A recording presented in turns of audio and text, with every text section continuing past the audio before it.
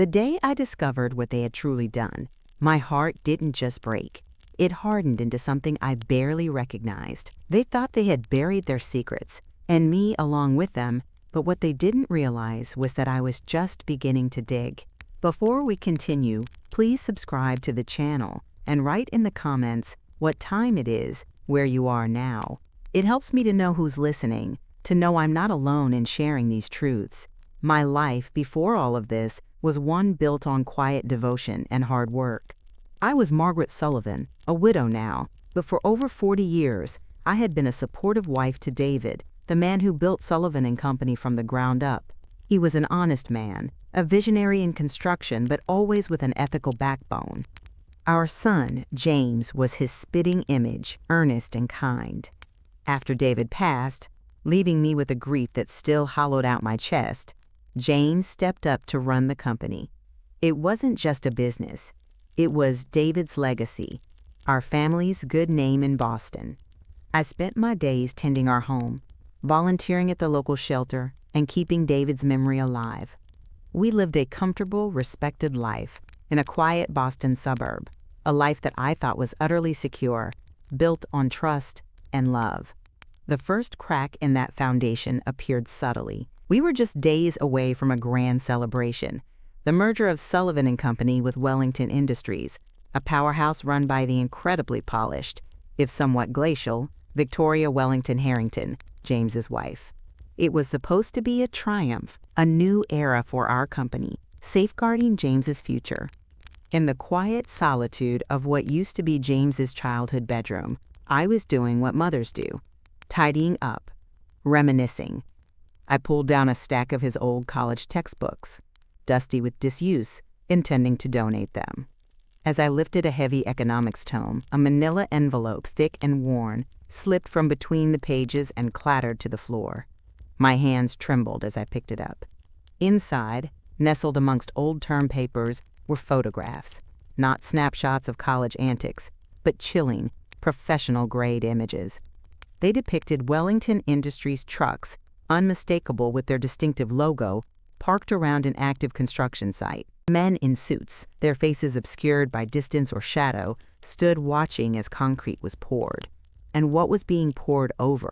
What was so hastily being entombed? It looked like something illicit, a large, irregular shape, almost human in scale, covered by a tarp, vanishing beneath a cascade of gray. My heart pounded.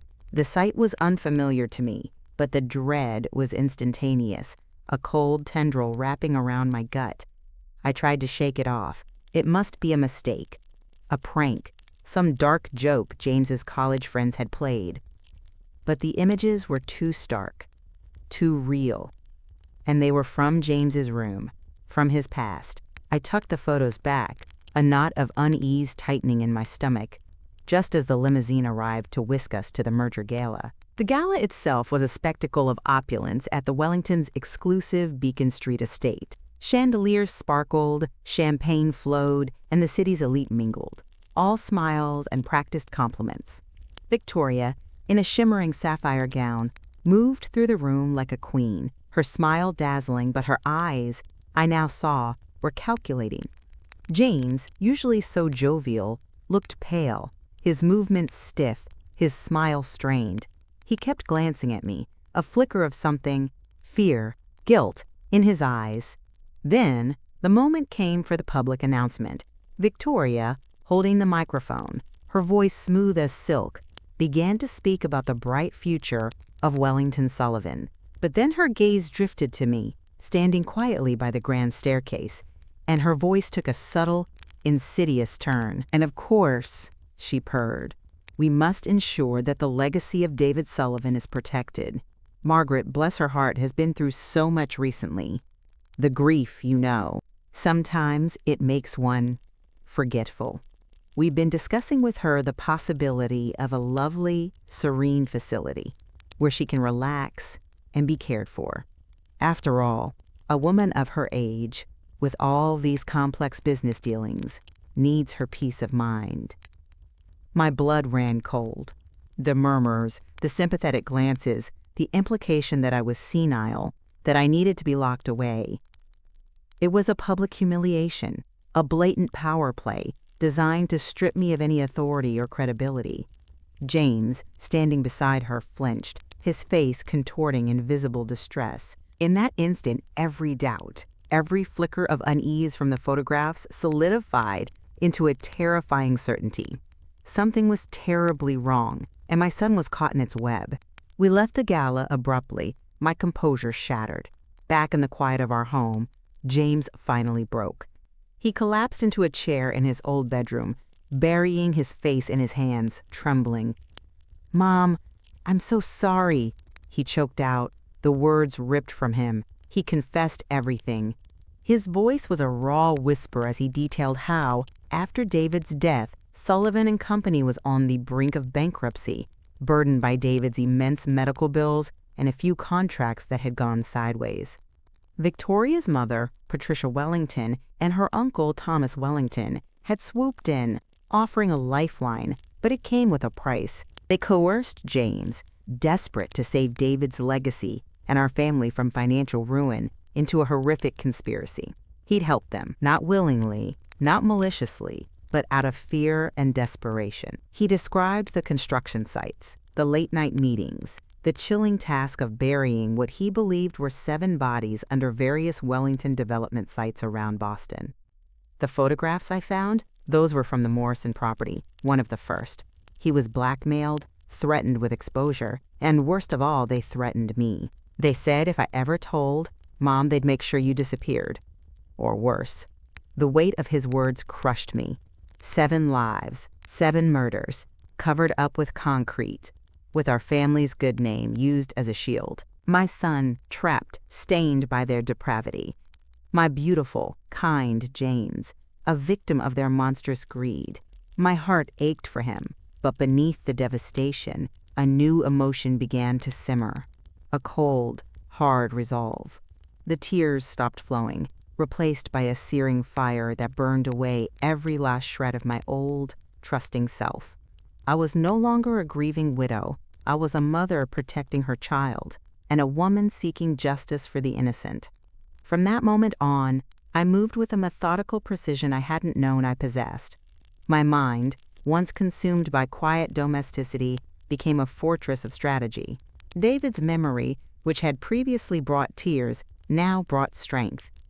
I remembered his meticulous nature, his insistence on proper documentation for everything.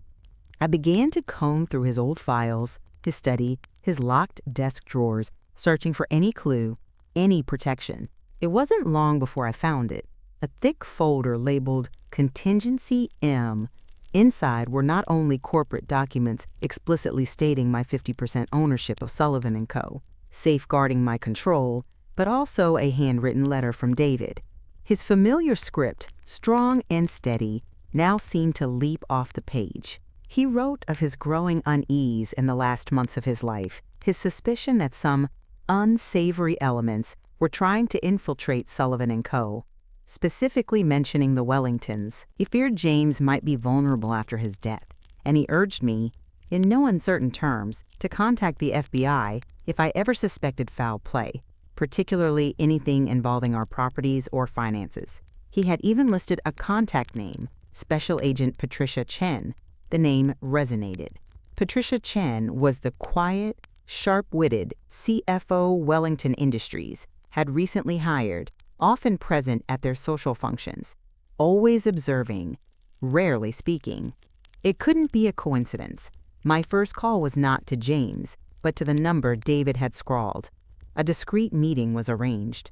In a hushed, sterile conference room downtown, Patricia Chen shed her polite CFO facade and revealed herself as an FBI special agent already 2 years deep into an undercover operation targeting the Wellington family for a multi-generational pattern of fraud, extortion, and, as she now suspected, murder for profit in their real estate developments. My photographs, James's confession, David's warning, it was all the missing pieces she needed. We were working against the clock. My preparation became a covert operation. Under Agent Chen's guidance, I meticulously documented everything James had told me, cross-referencing locations and dates. I opened new, discrete bank accounts, transferring some of my personal funds, just in case. We set up encrypted communication channels. Most crucially, I purchased a tiny, high-quality voice recorder. I needed more than James's anguished confession. I needed the Wellingtons to incriminate themselves. I learned to blend into their world, attending luncheons, charity galas, feigning interest in their insipid conversations, all the while watching, listening, planning. James, initially terrified, slowly began to trust the process, seeing a glimmer of hope for redemption. He provided detailed accounts of the sites, the specific dates, the names of Wellington associates involved. We worked together, mother and son, forging a new, silent partnership born of shared trauma and an unwavering desire for justice. The Wellingtons, utterly oblivious to the net tightening around them, only escalated their arrogance. Victoria, in particular, grew bolder, her confidence bordering on hubris. She saw my quiet presence as acceptance, or perhaps a sign of my complete surrender to her earlier public degradation. One afternoon, under the guise of discussing the integration of our family's assets, she invited me to her private office, a lavish space overlooking the city. James was there too, his discomfort palpable. She reclined in her leather chair, a smirk playing on her lips, and began to speak of her family's vision. She didn't just hint, she gloated. "Margaret, James has been an asset," she began, her tone dismissive, as if referring to a tool. "He was so distraught after David's death, so eager to save the company. We merely offered him a solution, a way to handle certain problems. Some contractors, some landowners, some partners who became inconvenient. 7 to be precise, that James helped us lay to rest under our lovely new developments. The Beacon Street luxury condos, that charming riverside apartment complex, even the Morrison property, all built on very solid foundations. Wouldn't you agree?" She paused, expecting a reaction, perhaps horror or submission. My recorder, hidden in my purse, silently captured every word. Then, the most chilling part. "We're expanding, Margaret. Your experience, your discreet presence, could be invaluable. We could offer you a management position. Your family, after all, and you've seen firsthand how persuasive we can be, especially when it comes to protecting those you care about." "James understands." She looked at James, who was staring at his hands, rigid with fear. Her eyes then fixed on me, cold and challenging. "It's a simple choice. Join us and ensure your loved ones remain safe and prosperous. Or defy us and see what happens to those who become inconvenient." She had just, on tape, confessed to 7 murders, detailed James's coerced involvement, and explicitly threatened me. It was everything we needed. My heart pounded, but my expression remained neutral, a mask of weary contemplation. The climax arrived 2 weeks later, orchestrated by Agent Chin, with the precision of a military operation. We scheduled a final merger negotiation at the Sullivan & Company offices, a space David had designed, a space imbued with his integrity. Victoria, her mother Patricia, and Uncle Thomas Wellington were present, radiating an air of untouchable power. James sat beside me, pale but resolute. Agent Chen, still in her CFO guise, was also there, meticulously taking notes. I began, my voice calm, almost detached, as if discussing quarterly earnings.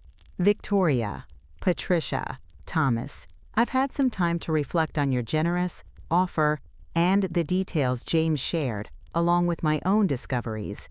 I pulled out David's original corporate documents, laying them flat on the table, pointing to the protective clauses and my unassailable 50% ownership. Sullivan & Company is not merely a subsidiary to be absorbed. It has always had, and still has, a deeply embedded ethical foundation that your family has attempted to corrupt.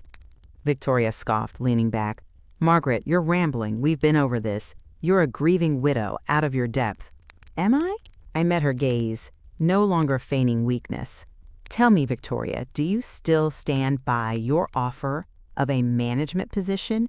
in your enterprise of disposing of inconvenient people? The 7 bodies James helped bury at your development sites? The ones you discussed in your office? The threats against my life if I didn't comply? A flicker of surprise, then outright fury, crossed Victoria's face.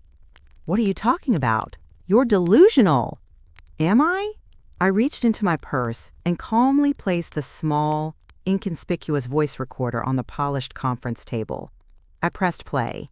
Victoria's own voice, clear as a bell, filled the room, detailing the murders, the coercion of James, the explicit threats against me, the solid foundations built on buried lives. The blood drained from the Wellingtons' faces. Patricia Wellington, usually so composed, looked utterly horrified. Thomas Wellington's jaw clenched in disbelief. Then Agent Chen, who had been observing silently, stood up. Her mild CFO demeanor vanished, replaced by the steely authority of a federal agent. Victoria Wellington Harrington, Patricia Wellington, Thomas Wellington, she announced, her voice resonating through the shocked silence. You are under arrest for multiple counts of murder, conspiracy to commit murder, extortion, and fraud. You have the right to remain silent. Anything you say can and will be used against you in a court of law. Uniformed FBI agents, who had been discreetly waiting in the adjacent offices, swarmed in. The Wellingtons were utterly stunned, their carefully constructed world crumbling around them. Victoria lunged at me, screaming obscenities, but agents swiftly restrained her. James, beside me, slumped in relief, tears finally flowing, but these were tears of release, of hope. Justice, cold and unwavering, had finally arrived. The fallout was swift and devastating for the Wellingtons. Victoria, along with her mother Patricia and Uncle Thomas, were taken into federal custody. The sheer scale of their crimes began to unravel almost immediately. However, the fight wasn't over. Just weeks after her arrest, Victoria Wellington Harrington was found dead in her federal holding cell, officially ruled a suicide. But James and I knew better. This confirmed our worst fears. The Wellington network extended far and wide, and they would stop at nothing to silence loose ends.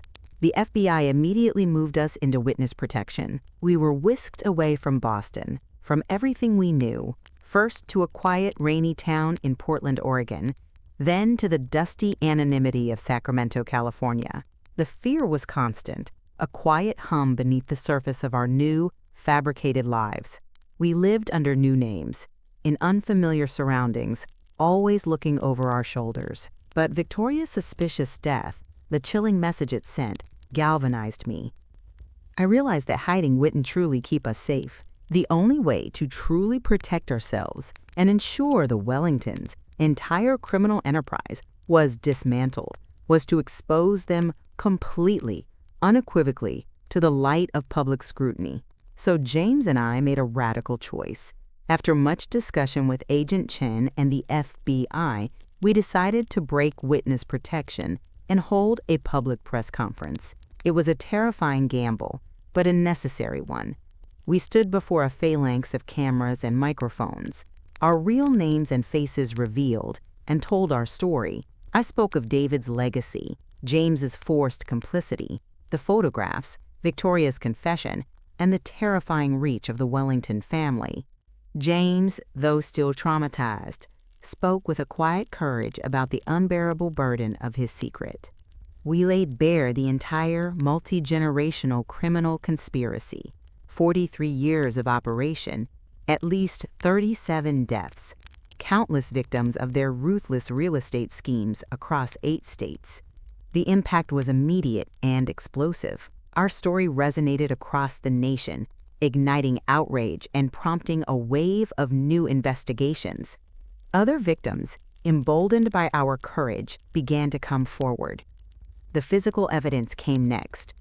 Based on James's detailed testimony and Agent Chen's meticulous undercover work, federal agents descended upon the Morrison property, one of the sites James had mentioned. Excavations uncovered not just 1, but 3 bodies. including that of Robert Morrison's father, a small-time contractor who had disappeared decades ago after a dispute with Wellington Industries. The physical proof was irrefutable. The dominoes fell rapidly. 47 convictions followed, including life sentences for Patricia Wellington and Thomas Wellington, and dozens of their associates across various states. Their vast financial empire, built on lies and blood, was completely dismantled, its assets seized and distributed to victims' families. Legislative changes, pushed by public outcry, were enacted, mandating increased oversight and reporting systems in large-scale construction projects, making such crimes harder to commit again. After the trials concluded and the dust settled, James and I chose not to return to Boston. We needed a fresh start, a new foundation. We settled in Seattle, Washington, a city of vibrant growth and natural beauty.